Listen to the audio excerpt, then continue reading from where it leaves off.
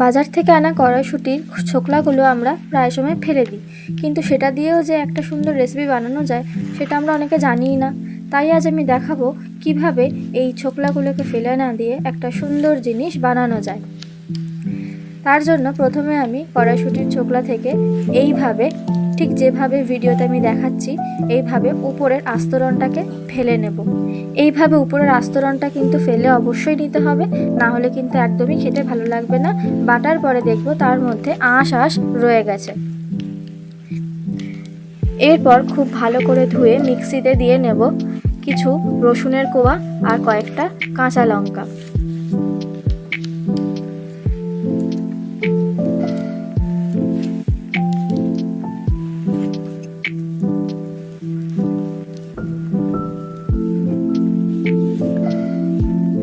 দেখতেই পাচ্ছেন খুব সুন্দর মিহি একটা পেস্ট হয়েছে, এর মধ্যে কোনো আঁশ কিন্তু নেই। এরপর আমি কড়াইতে সাদা তেল গরম করতে দিলাম তার মধ্যে কিছুটা কালো জিরে। তেল গরম হয়ে গেলে আমি তার মধ্যে ওই পেস্টটা দিয়ে নেব।